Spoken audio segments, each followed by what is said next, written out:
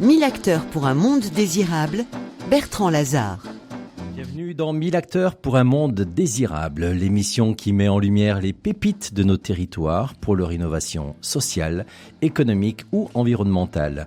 En résumé, je vous propose un moment positif, inspirant et territorial. J'ai le plaisir de recevoir Pauline Prunier, déléguée générale des Entreprises du Cœur, un projet qui porte des valeurs d'engagement, de proximité et de solidarité. Alors dans cette première partie, je vous invite à mieux comprendre la finalité de ce projet. Evelyne Barbereau, présidente des Entreprises du Cœur, fait le constat édifiant suivant. Le nombre de personnes sans abri a doublé ces 10 dernières années. La grande précarité a explosé en Drôme-Ardèche. Il peut s'agir de femmes victimes de violences, de jeunes issus de l'aide sociale à l'enfance qui voient leur accompagnement s'arrêter du jour au lendemain, d'étudiants qui ne peuvent plus se nourrir. La grande précarité progresse et affecte des publics très divers. Les associations ne peuvent plus faire face seules. Pauline, qu'est-ce que les Entreprises du Cœur et pourquoi avoir fait émerger ce projet ? Bonjour. C'est le moyen construit par les entreprises pour prendre pleinement leur rôle dans la solidarité auprès des plus démunis. Donc fondé en 2024 par la CCI de la Drôme, la CPME et le réseau Entreprendre, le Fonds de dotation des Entreprises du Cœur rassemble un collectif d'entreprises qui s'engagent pour pouvoir agir et venir en appui auprès des associations qui agissent pour les plus démunis et dans les champs de la précarité, de la grande précarité en Drôme-Ardèche. Alors on parle de précarité, mais finalement derrière cette précarité, de quoi parlons-nous ?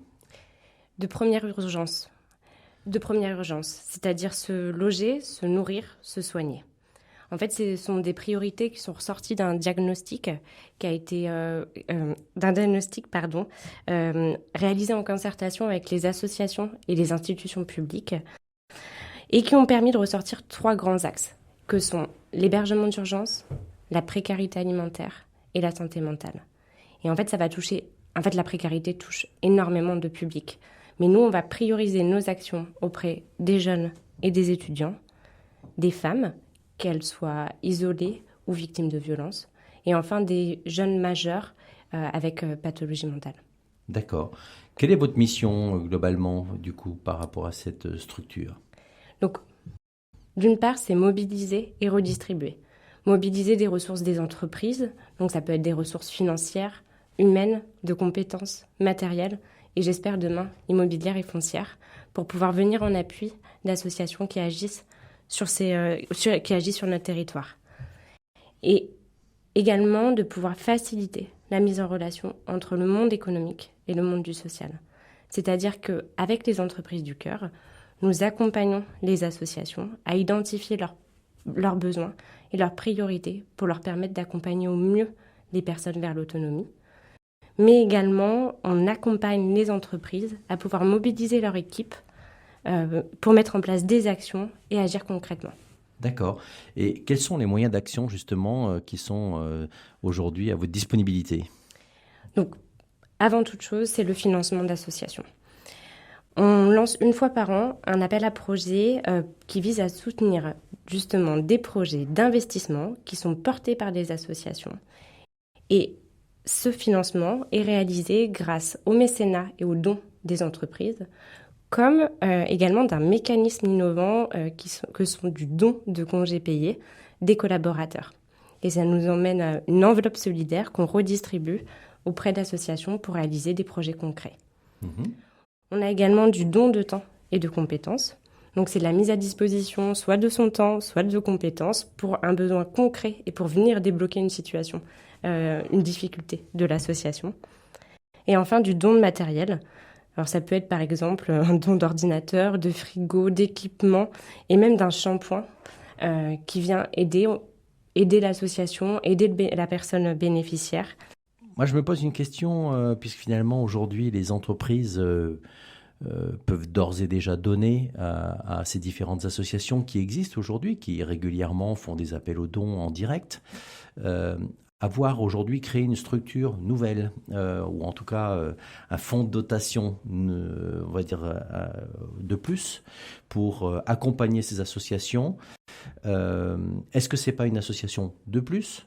De ou de trop. Voilà. Comment aujourd'hui, en fait, quel est son rôle par rapport finalement à cette relation directe qui peut s'établir en fait entre les entreprises?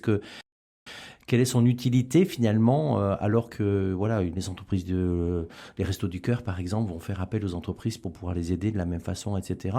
Le rôle vraiment en fait derrière, pourquoi avoir rajouté une couche complémentaire véritablement pour aider ces associations-là?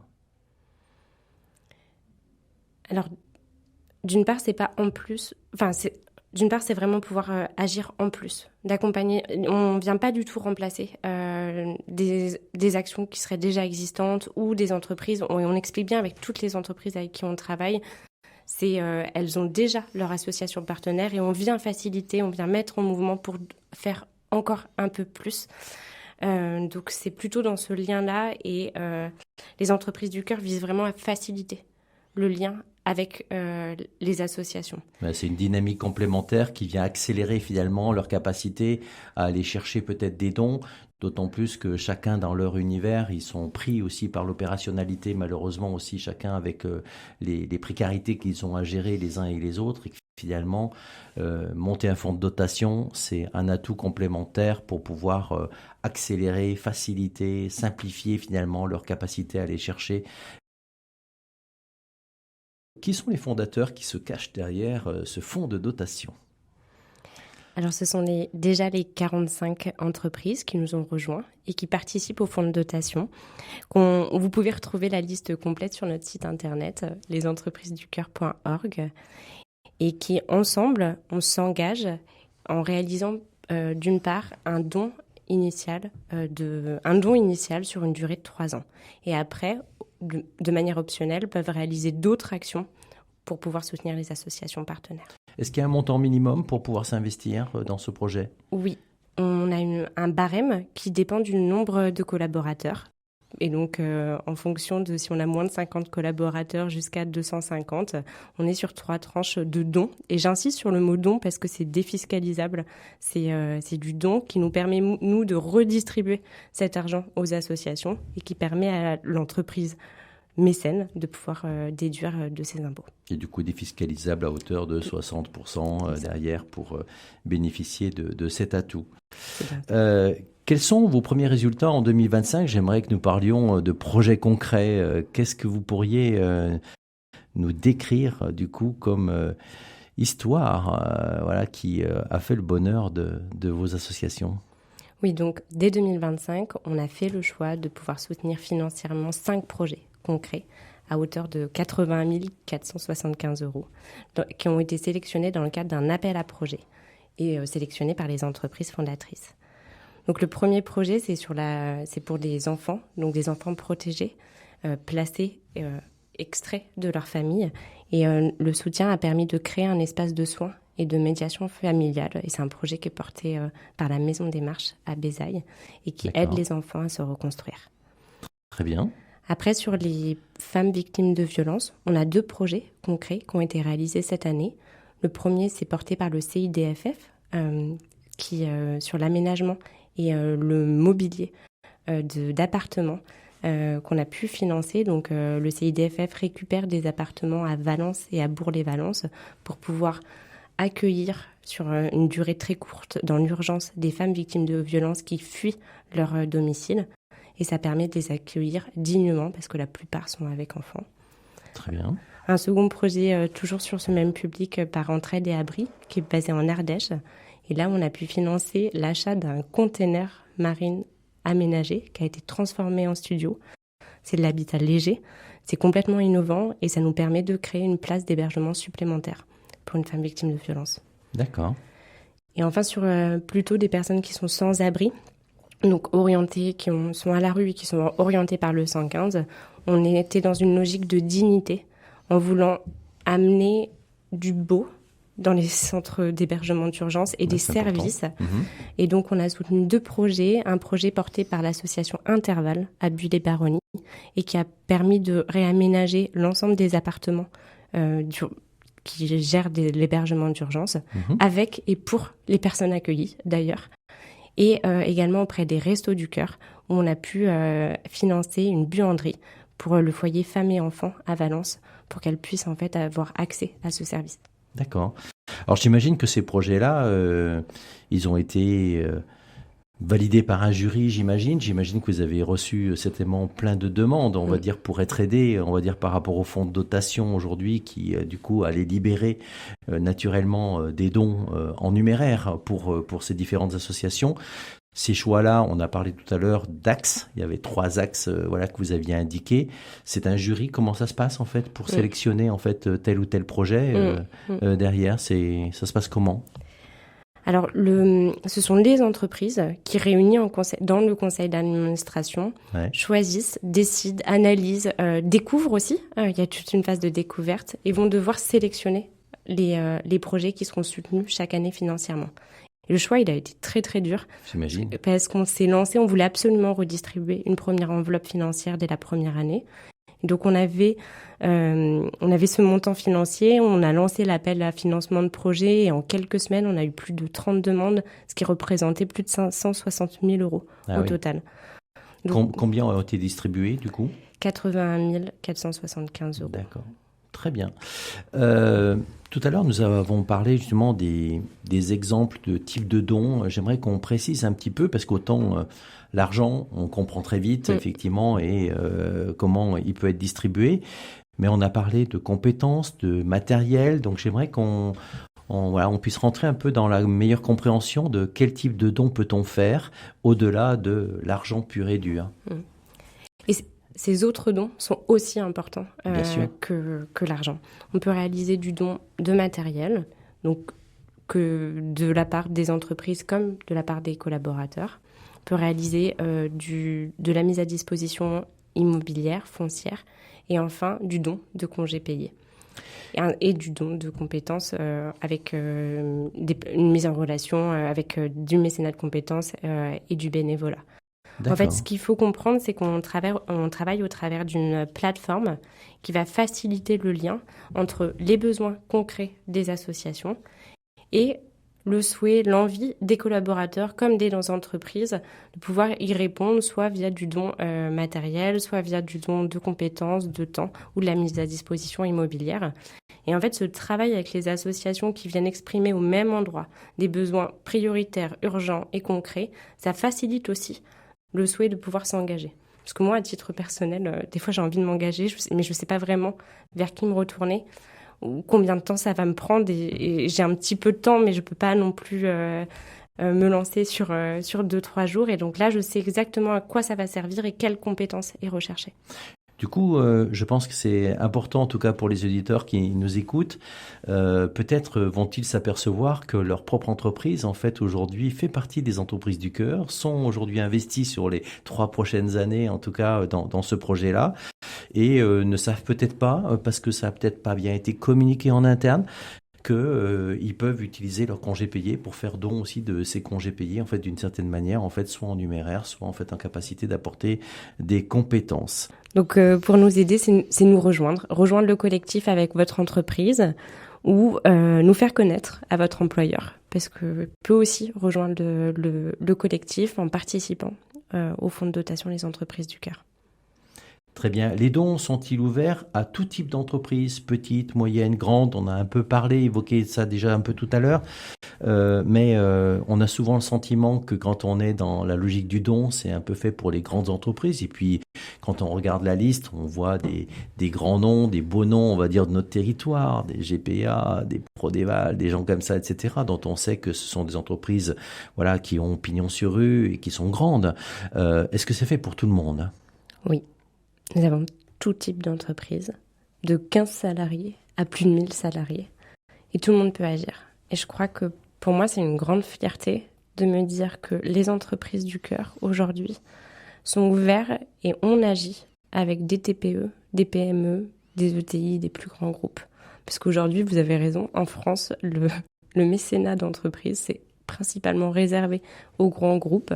Et je pense que c'est la force des entreprises du cœur, c'est d'avoir été construit et par des entreprises de toute taille, de tout secteur d'activité, qui savent s'adapter et savent agir concrètement au sein de grands groupes de plus de 1000 salariés, comme de plus petites entreprises de 10 collaborateurs. Et à ce titre, d'ailleurs, donc je citais quelques-unes des entreprises phares, on va dire, de notre territoire. C'est toujours intéressant d'avoir des locomotives, évidemment, qui tirent, y compris les TPE, PME derrière et qui montrent l'exemple. Et voilà, on a besoin de ces entreprises-là de grande taille qui puissent montrer l'exemple. Est-ce que parce qu'elles sont de tailles différentes, elles agissent différemment aussi, en fait, au travers de leurs collaborateurs? Tout à l'heure, on a parlé des typologies de dons. Est-ce que c'est le cas ou pas dans le retour d'expérience que vous avez sur un an de vécu? Moi, je pense plutôt que chaque don compte. En fait, pour moi, c'est le plus important. En fait, on va avoir des actions qu'on valorise pas forcément très bien en termes de communication, mais on a organisé, par exemple, des actions où des collaborateurs donnaient un shampoing plus un shampoing. Alors, ça peut paraître complètement anecdotique de donner un shampoing, mais en fait, pour la personne qui en a besoin, c'est pas du tout anodin et c'est même essentiel. Et donc, on va pouvoir être en capacité, par la force du collectif, justement, de pouvoir organiser des collectes entre entreprises de produits d'hygiène, comme on l'a fait pour cette rentrée auprès des étudiantes précaires à Valence, comme organiser de plus grands projets ou mettre en place du mécénat de compétences dans des groupes plus importants qui peuvent offrir la possibilité à leurs collaborateurs de s'engager un jour par an auprès d'une association. Ouais, vous avez raison. En fait, le problématique n'est pas en fait de savoir si c'est de la quantité que l'on donne en valeur numéraire, etc., mais l'importance du bonheur que l'on fait finalement à ceux qui en ont besoin en leur prodiguant des choses parfois simples, mais qui derrière ont un impact absolument magique, on va dire pour eux, dans l'espoir qu'ils ont de l'avenir. Y a-t-il on a parlé tout à l'heure des conditions pour rentrer, puisqu'on a vu que c'était un engagement de 3 ans. Allez, je vous pousse un petit peu, mais j'aimerais bien avoir quand même des idées de montant pour que aussi les entreprises se disent c'est pour moi, c'est pas pour moi, je peux pas. Le budget minimum en tant que tel aujourd'hui, c'est quoi pour participer à cette aventure? Alors aujourd'hui, chaque entreprise va s'engager sur une durée de 3 ans en fonction de son nombre de collaborateurs. Donc pour les entreprises de moins de 50 salariés, on est sur un engagement de 3 000 € par an, qui est défiscalisable parce qu'on est toujours sur le régime de mécénat à hauteur de 60%. Et puis après, on est sur une autre tranche de 5 000 € pour les entreprises entre 50 et 250 salariés. Et enfin, pour les entreprises plus importantes de plus de 250 salariés, on est sur un engagement financier à un don de 10 000 € par an. D'accord. Et cet argent nous permet de redistribuer, en fait, parce que c'est pour ça aussi qu'on agit. Cet argent nous permet d'augmenter cette enveloppe et de redistribuer et de réaliser des projets solidaires sur notre territoire. Très bien. Est-ce que ce projet est là pour durer, puisque je pense toujours évidemment à nos Restos du Cœur qui ont été créés au départ pour répondre à ce besoin essentiel déjà de se nourrir décemment et qui 40 ans plus tard en fait est toujours là alors que finalement c'était un projet qui devait être éphémère. Les entreprises du cœur, est-ce que c'est un projet qui a été construit pour durer? Je pense que les entreprises du cœur, c'est un projet qui a été construit pour impulser, pour lancer. Vous voyez, se dire d'innover sur d'autres mécanismes qui vont créer du lien entre le monde des entreprises et le monde des associations. Donc là, cette année, on a mis en place ce qui n'avait jamais été mis en place sur le territoire, c'est-à-dire des dons de congés payés. Chaque collaborateur, au lieu de perdre son jour s'il ne l'a pas pris sur l'année, a pu donner, comme un don classique, son jour de congé qui a été monétisé par l'entreprise et qui a permis d'agir, de financer un projet concret. Ça, on va pouvoir le mettre en place. On a mis en place du don de matériel. Et aujourd'hui, les liens se font même sans les entreprises du cœur. Et je trouve que c'est le plus bel impact qu'on peut avoir. C'est quand les Restos du Cœur m'appellent et me disent « Non, mais on lien avec telle et telle entreprise fondatrice. C'est bon, ils vont pouvoir nous donner une cuisine pour notre petite cantine. » Et ça passe même plus par les entreprises du cœur. Donc, on a pu aider au début à impulser. Et je pense que dans la logique, dans la continuité des entreprises du cœur, ça va être de pouvoir construire encore sur d'autres. Là, on l'a fait sur le don matériel. On l'a fait sur les dons de congés payés. On va pouvoir imaginer, par exemple, demain, sur de la mise à disposition temporaire, immobilière ou foncière. Et on peut tout imaginer pour pouvoir soutenir le milieu associatif et parce que c'est l'objectif derrière, soutenir les personnes les plus vulnérables. Il faut dire aussi une réalité. La réalité, on est quand même dans un monde cruel où on voit aujourd'hui que les financements vont plus pour financer la mort. On le voit aujourd'hui avec les budgets sur la guerre en tant que tels qui aujourd'hui nourrissent les futurs budgets si tant est que voilà on ait un gouvernement un jour. Mais on finance pas la vie en fait, et malheureusement et heureusement pour les associations, des projets comme les entreprises du cœur ont une longue durée certainement pour on va dire devant eux. Un site internet pour le rappel, donc lesentreprisedducoeur.org, et pour vous contacter en tant que délégué général, un email peut-être? Oui, contact@lesentreprisedducoeur.org. Très bien, je vous invite à retrouver toutes les émissions sur RCF ainsi que les podcasts audio et vidéo sur acteurmondedésirable au singulier.com pour être aussi, vous aussi, acteur d'un monde désirable.